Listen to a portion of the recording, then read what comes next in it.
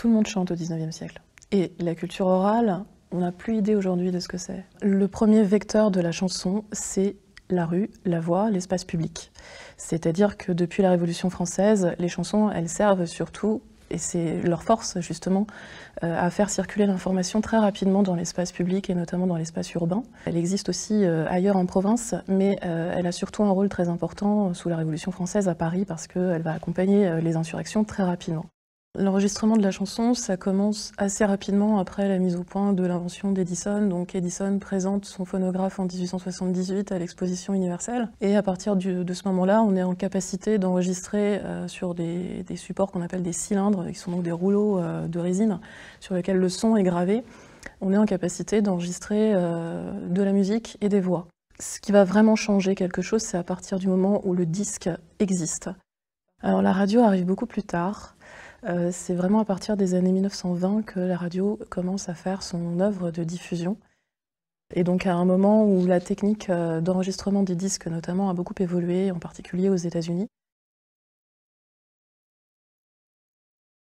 La chanson, au début du XIXe siècle, c'est aussi un sous-genre poétique. Chacun a une tâche.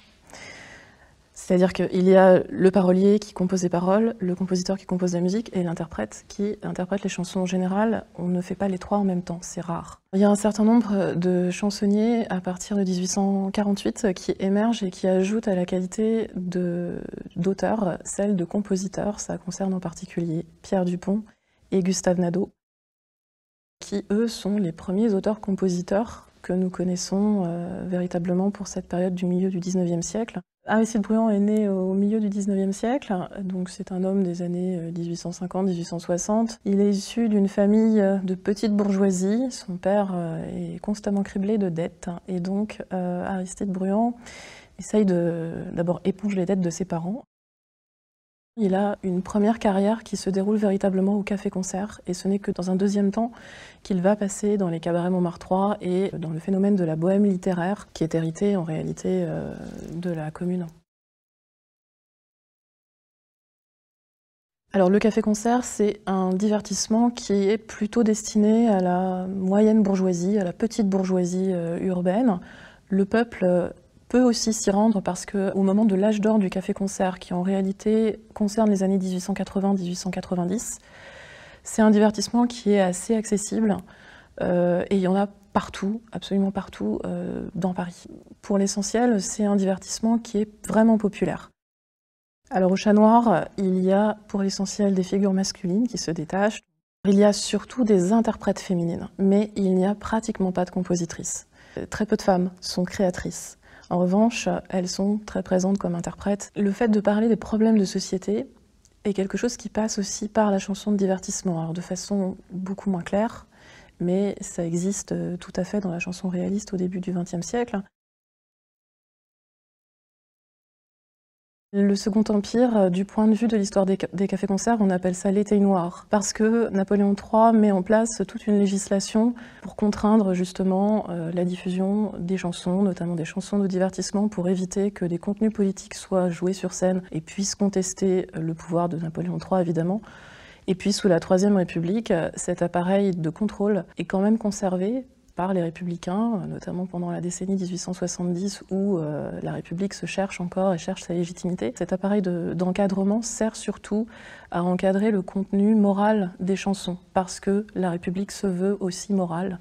Donc il n'est pas question de diffuser des chansons qui seraient prétendument trop légères. Tant que la chanson est un moyen d'information, elle est aussi un moyen de critique, et parce qu'elle est orale, elle se diffuse rapidement. Donc dans la première moitié du XIXe siècle, c'est exactement ça, et c'est pour ça qu'elle est très efficace pour les révolutions.